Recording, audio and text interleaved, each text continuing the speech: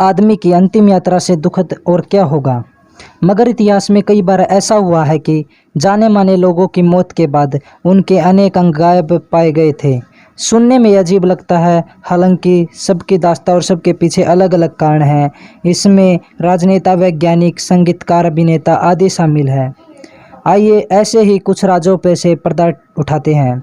Number 1, Charlie Chaplin के शव को फिरौती के लिए चुरा लिया गया था।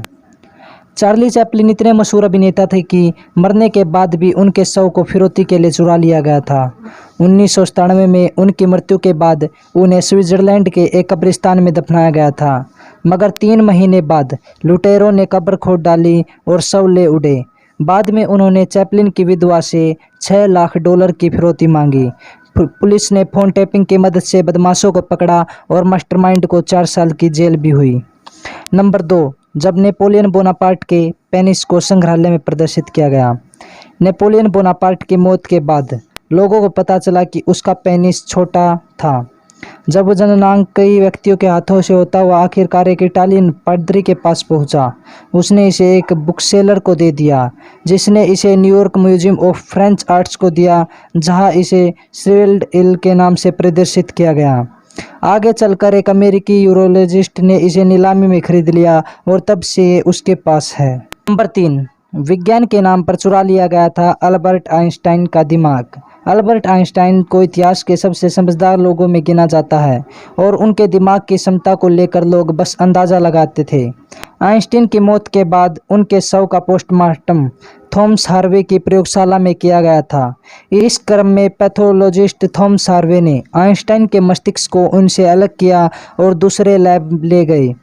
हार्वे उनकी प्रतिभा के रहस्यों को जानना चाहते थे, इसलिए उन्होंने नमूने का ब्रेन नैप किया और इसे सैकड़ों स्लाइड्स के रूप में काट दिया। आगे चलकर इनमें से अधिकांश स्लाइड्स खो गए। नंबर 4, जॉन एफ कैनेडी का मस्तिष्क कहाँ गायब हो गया, किसी को पता ही नहीं चला। जॉन एफ कैनेडी अमेरिका के सबसे प्रसिद्ध राष्ट्रपतियों में से हैं, मगर उनकी हत्या के बाद उनके दिमाग के गायब होने की पहेली आज भी अनसुलझी है। 1963 में उनकी हत्या के बाद उनके परिवार और उनके शरीर के आसपास की सुरक्षा बहुत कड़ी थी। हालांकि उनके शव के पोस्टमार्टम के कुछ समय बाद पता चला उनका मस्तिष्क गायब है। आज तक कोई नहीं जानता कि इसे किसने और क्यों लिया। अंतहीन अटकलें आज भी लगाई जाती है। नंबर 5, माटा हारी का सर हो गया था गायब। माटा हारी का असली नाम मार्गेथा ग्रिटुरडा मैक्लियोड जेली था। वो एक प्रसिद्ध डच नर्तकी और वेश्या थी। पहले विश्व युद्ध के दौरान फ्रांस ने उन पर जर्मनी के लिए जासूसी करने का झूठा आरोप लगाकर मौत की सज़ा सुना दी थी। उनकी मौत के बाद उनके पार्थिव शरीर को पेरिस म्यूजियम ऑफ एनाटॉमी में भेजा गया था। संग्रहालय ने इस क्रम में उनका सिर खो दिया और आज तक कोई नहीं जानता कि वो कहाँ गया। ऐसी ही अजब गजब बातें जानने के लिए फॉलो करते रहिए हमें।